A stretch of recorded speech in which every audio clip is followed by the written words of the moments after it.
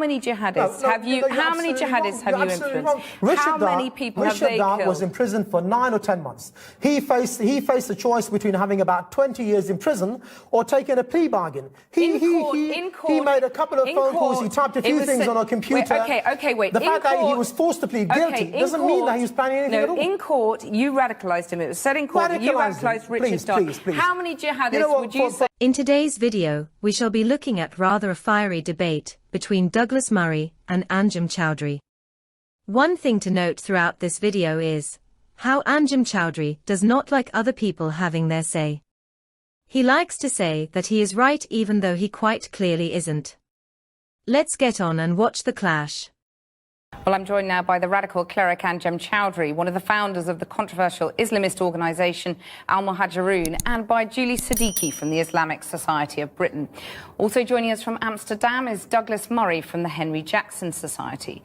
And before we talk to all of them, we've unearthed footage tonight which shows one of the alleged terrorists, Michael Balajo, at a protest by the now banned group Al-Muhajirun in 2007 outside Paddington Green Police Station in London.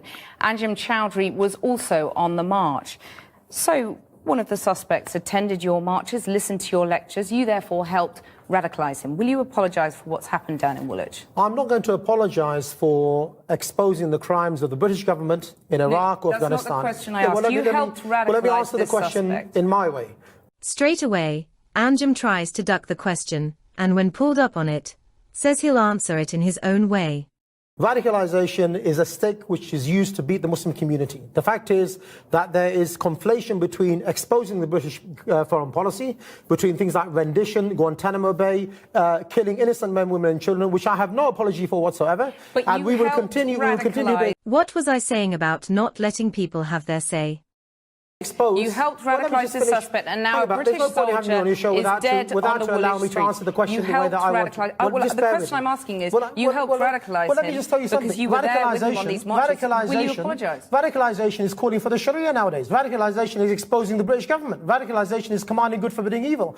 We say, and we've always said, that we live here under a covenant of security. It's not allowed to target innocent people in return for our life and work being secure. And we've said that over the years. But the fact is the biggest radicalising factor is the British government and the foreign policy. But radicalisation is also about justifying violence, isn't it? No, it's not. Will you take some responsibility for what has happened on the streets of Woolwich? Pejorative like radicalisation, fundamentalism, extremism is used by the British government. Here, it is quite plain to see that amongst other things, he doesn't want to hear any truths or has any comprehension of the British law.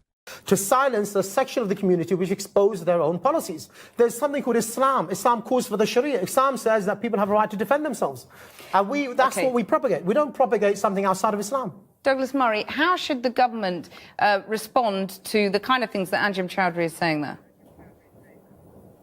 Well, it's very difficult in a way for the government because Al-Muhajirun and its offshoots have already been banned. Its offshoots have been banned for many years. And this group, of course, and its activities predate 9/11. I mean, I think it's very important to remember that Amer Mirza was convicted, first a member of Al-Muhajirun, was convicted in 1998 for his attempt to firebomb a British Army barracks.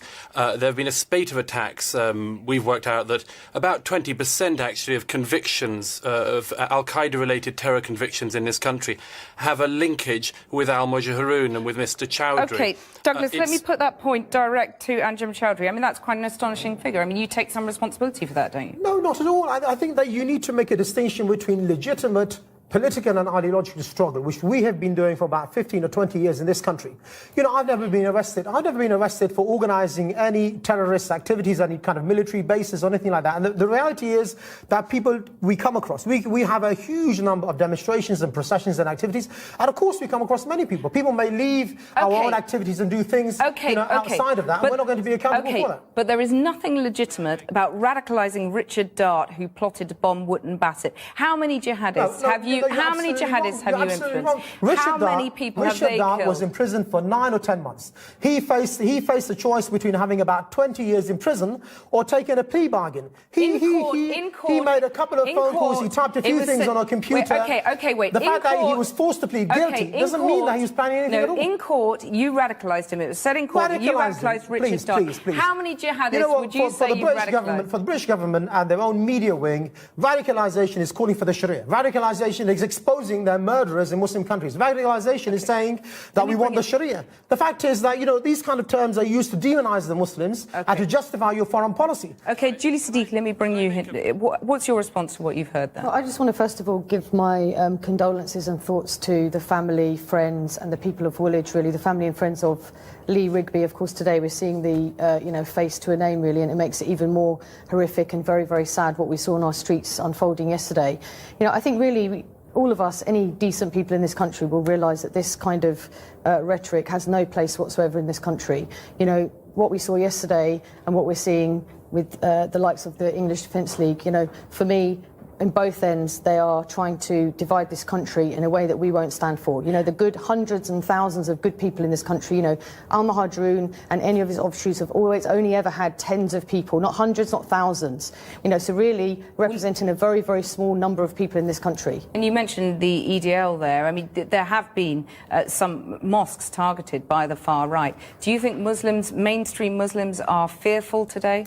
I think Muslims do feel vulnerable today, and some mosques were attacked yesterday, and we're hearing all sorts of other stories coming through. And of course, we have to all remain calm and measured to make sure that these things don't escalate any further, because that's obviously something that we don't want to see in this country either. So I think Muslims do feel vulnerable today, but I think the overwhelming majority of Muslim organisations and individuals have come out in full force today to absolutely condemn and say that this kind of action has no place whatsoever in this country. Douglas Murray, David Cameron said that these attacks will bring people together. Are we not terror-struck as a country? Now, Douglas Murray brings in some home truths, calling it for exactly what it is. Also, he confirms that Anjem is behind some of the illegal radical extremists. No, I don't think so at all. I'm not terror-struck. You're not terror-struck.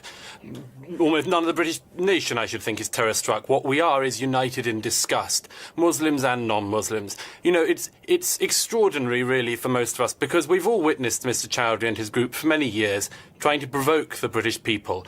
He's got on his record not only these huge swathes of people that he has helped to radicalise, but of course he's also created the English Defence League, an incredible double whammy achievement for one individual. But one of the things that's most interesting in this is the continual provocation of Mr. Chowdhury does not persuade and will not persuade most of us to believe that most Muslims are like Mr. Chowdhury. They are not. Most Muslims in this country are utterly disgusted by him and his actions. And the important thing to remember for non-Muslims is not to be provoked by Mr. Chowdhury, not even when he says, as he did earlier this year, that his £25,000 a year that he gets in benefits from the British state is what he calls jihad seekers allowance. If I may make one point. Okay. Mr. Chowdhury was almost certainly better paid than drummer Rigby. That fact is something that we should mull on and, I would suggest, sort out swiftly. Anjem Choudhury, these suspects viewed the soldiers generally, as legitimate targets. Do you? Well, let me just say, first of all, that Douglas Murray... Wait a second. Douglas Murray is talking rubbish. I'm not getting 25k a year. We'll leave I'm that not aside. on JSA for your information. Check your facts. Yeah, and she's wrong as well. We don't have 10 or 100 members. We have many. Right. But the point is, soldiers who are fighting in Afghanistan, obviously the people have the right to defend themselves. What we say in Britain is that we have a covenant of security. In return for our life and wealth being protected, it is not allowed for Muslims to target the life and the wealth of the people with whom we live. But I tell you something. The people who are oppressing the Muslims is the British government. The people who are banning ideological and political struggle are the British government. They don't allow people to express themselves. Anjem Choudhury, you've had your time. You've had your say. Thank you very much. We have to move on now. Well, there was some home truths shoved up Anjem's rear proverbial. Did you notice how he didn't deny being involved in any radicalization or terrorism? Says it all, really.